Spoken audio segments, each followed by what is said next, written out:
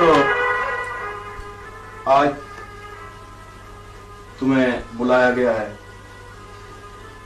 तुम बहुत हैरान हो रहे होगे कि मैंने ये रंग, ये फकर का लिबास क्यों अपनाया है।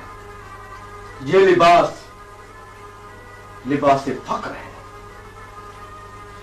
ये जिहाद की अलामत है। मैंने खालिक से हिदायत तलब की और मुआशरे के जुल्म और सितम से तंग आकर मैंने खालिक की तरफ रुजू किया कि ऐ परवरदिगारा, तू ही इंसानियत को निजात देता है और तू ही मेरी हिदायत फरमा और इस मुआशरे की भी हिदायत फरमा। और मुझे आलम ख्वाब में कुछ हिदायत मिले हैं, जिसके नतीजे में मैंने कुछ न कुछ करने का मुसम्मम इरादा कर लिया है। मैंने आपको इसलिए बुलाया है कि मैं ऐलान हक करना चाहता हूं। रब्बे जुल जलाल वक़्बल इकराम इस कायनात का मालिक हकीकी है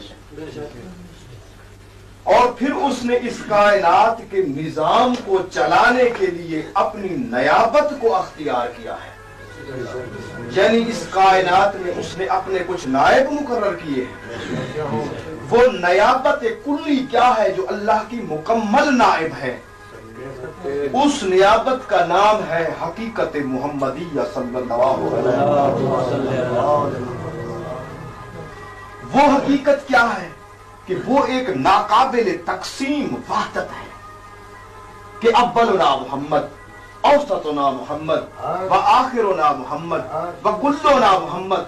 तो बता दिया गया है कि ये कुल के कुल एक ऐसी वहदत है जिन्हें तकसीम नहीं किया जा सकता। ये एक ही नूर है, इसमें कोई जुजियात नहीं है।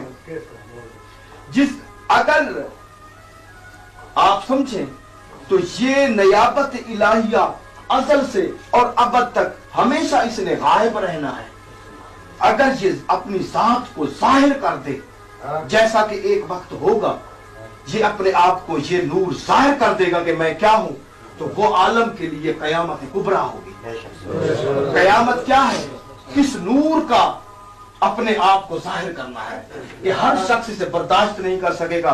कायनात की कोई चीज ना, अंबिया, औलिया, औसिया, अर्श, कुर्सी, लौह कलम, जन्नत, हूर वगैरह, कुछ भी कोई भी हस्ती इसे बर्दाश्त नहीं कर सकती। जब इसने जाहिर होना है तो वो कयामत कुबरा होगी। तो अल्लाह ने मखलूक की हिदायत के लिए इस हकीकत मुहम्मदिया सल्लल्लाहु अलैहि वसल्लम का जो नूर है उसे मखलूक की हिदायत के लिए आईनों में जाहिर किया है। जैसे ये शीशा है, इसमें जाहिर किया है और उसे मुख्तलिफ किस्म के आईनों में मुनाकिस किया है। वो नयाबत मुनाकिस हुई है इस दुनिया में।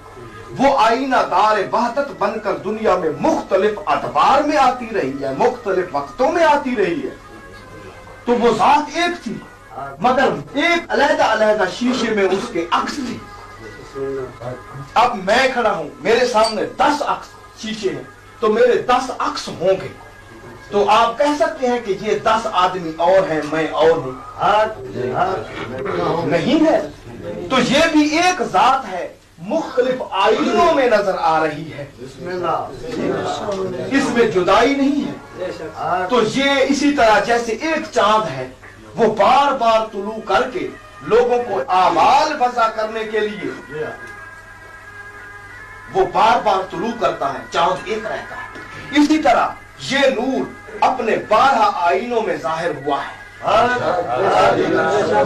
ये नूर अपने 12 आईनों में जाहिर हुआ है। ये चांद अपने 12 महीनों में जाहिर हुआ है। तो इस नूर ने 11 मर्तबा माजी में तुलू कर चुका है। ये चांद 11 मर्तबा तुलू हुआ है, अब 12वीं मर्तबा इसने तुलू करना है। और वो भी इसका शहूद और इजहार जुज़ई था। और अब जब 12वां तुलू करेगा तो वो भी इजहार जुज़ई होगा, इजहार कुल्ली नहीं होगा, क्योंकि इजहार कुल्ली को तो कोई बर्दाश्त कर ही नहीं सकता। तो जब ये ज़हूर फरमाएगा तो उस ज़हूर का नाम क्या है? कयामत सुगरा। तो वो भी कयामत है, लेकिन दुश्मन के लिए, दोस्तों के लिए नहीं। उसने ज़हूर उधर इंसानियत के एहतमाम, हिदायत के एहतमाम भी खालिक ने करना था, और खालिक ने अपनी हिदायत के सिलसिले को रोक नहीं दिया। ये सिलसिला जारी है और जारी रहेगा, चाहे उसकी नयाबत गायब रहे, मगर उसकी नयाबत की गैबत में भी उसके नायब होते हैं जो जाहिरन हिदायत करते हैं। गायबाना हिदायत हादी असर फरमाता है, और जाहिरी हिदायत उसके जो नायब हैं वो हिदायत करते हैं, वो हिदायत करते हैं। और नायबीन कौन होते हैं? वो उलमाए रब्बानीजीन होते हैं,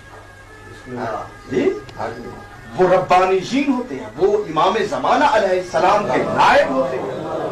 अब मेरी हिदायत गायबाना तौर पर हो चुकी है, गायबाना तौर पर मेरी हिदायत हो चुकी है, मगर अहकाम ज़ाहिरी के लिए मेरे लिए ये जरूरी हो गया है कि मैं अब उसके नायब जो कुतुब की शक्ल में है, जो चहल अबदाल 40 अबदाल की शक्ल में, या जो अवताद यानी 70 उसके वतन मेखे हैं जमीन के लिए, जो वो भी नायब है, तो उनमें से किसी न किसी को तलाश करना अब मेरे लिए जरूरी हो चुका है कि उन्हें मिलना है। मैं उनमें से उसकी तलाश ही असल में तलाश हक है कि जब नायब मिल जाता है तो मुनीब से राब्ता पैदा हो जाता है। अगर हमें उस ज़ात वाहिद का कोई नायब मिल जाए तो गोया खुदा सा हमें मिल गया है, अब उससे तलाश करना है।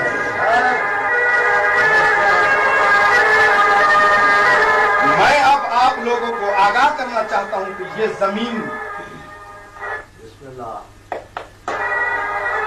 जमीनें, ये जमीन, ये बड़ी बड़ी जायदादें जो पाक और हिंद में लोगों में तकसीम हुई है, ये सब क्या है? ये इन नवाबों को, जागीरदारों को अंग्रेज की चापलूसी और अहले वतन से बगावत और गद्दारी के इनाम में मिली थी। ये उनकी जर खरीद नहीं है, ये अंग्रेज ने अपनी कौम से गद्दारी के इनाम में, मुसलमान ने जब मुसलमान को धोखा दिया है, मुसलमान को मरवाया है, कत्ल करवाया है, तो उसके बदले में ये जायदादें, बड़ी बड़ी जायदादें इन उमरा को मिली हैं। इनका असल मालिकान कौन है? ये किसी को नहीं। तो इसलिए मैंने अपनी जमीनों में से 20% जो है उसके तकसीम करने का प्रोग्राम बनाया है। जो लोग इन जमीनों को काश्त करते हैं, मैं चाहता हूं कि ये जमीनें उनकी मिल्कियत में दे दी जाए। इस कायनात की असल मालिक ज़ात इमाम ज़माना अलैहिस्सलाम, और उन्होंने इस कायनात से बकदर जरूरत हर शख्स को इस्तिफादे का हक अता फरमाया है। जिस तरह हवा पर किसी को हक मिल्कियत हासिल नहीं, जिस तरह पानी पर किसी को हक मिल्कियत हासिल नहीं, बल्कि हर शख्स को इजाजत है कि अपनी बकाए हयात के लिए जितना जी चाहे सांस ले ले, जितना जी चाहे पानी पी ले। तो इसी तरह खुराक के जो वसाइल हैं ये भी किसी की मिल्कियत नहीं। इन वसाइल पर किसी तरह किसी को गस्ब करने का किसी को हक हासिल नहीं है।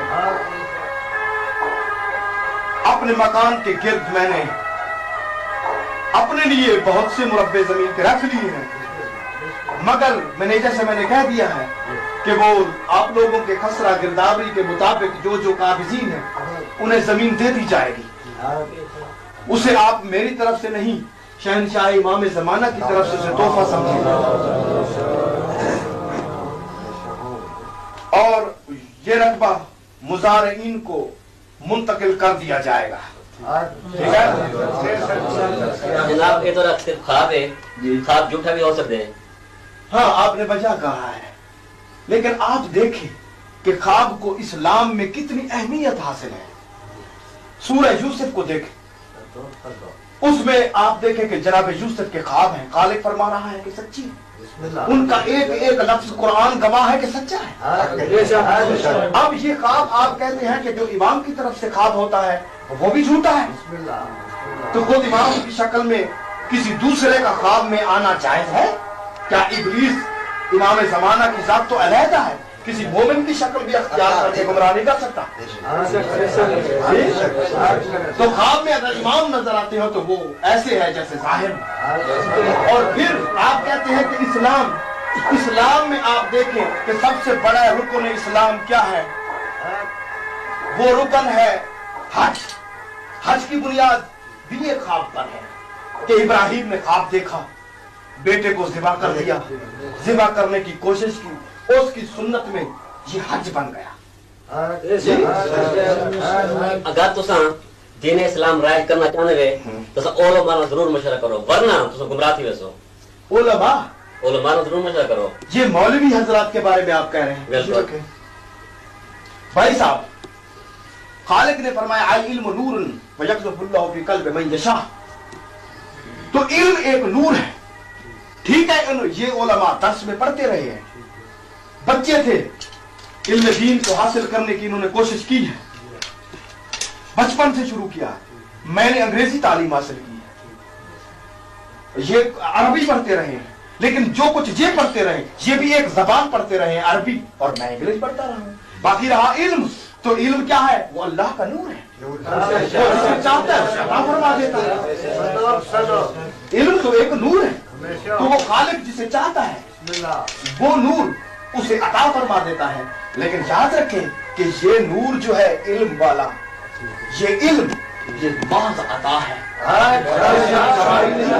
कि कोई उसे कमा कर हासिल कर सके, बल्कि हादी मुतलक जिसे चाहता है उसे अता फरमाता है, उसके कल्ब को नूर इल्म से मुनव्वर फरमा देता है। ये लोग नाकेले फतवा हैं, मुज्तहिद नहीं, उसे जाहिर बीन है, बसीरत बातनी से महरूम है, और नूर इल्म तो अताए खास है। जो मौलवी खुद गुमराह है वो किसी दूसरे की क्या हिदायत कर सकता है? किसी दूसरे की क्या हिदायत कर सकता है? आप इनसे पूछें कि आप लोगों ने कभी अपने इमाम जमाना अलैहिस्सलाम को देखा है? तो इनकी जबानों पे ताले पड़ जाएंगे कि इनका राबता नहीं है, इनका राबता नहीं है। और मैं कह रहा हूं कि मुझे हिदायत हुई है। अब उन्होंने एक रास्ता दिखाया है, मैं उस पे चलना चाहता हूं। क्या आप लोग मेरा साथ देंगे? ठीक है। तो ये तलाश हक मैं तन्हा करना चाहता था, मगर आप लोगों ने अगर मेरा साथ दिया तो इंशाअल्लाह हम इस कारवां को लेकर चलेंगे और उस इमाम ज़माना की नयाबत को हम ढूंढ लेंगे और उसे पालेंगे और उसके कदमों में सर रखकर अपनी निजात को यकीनी बना लेंगे।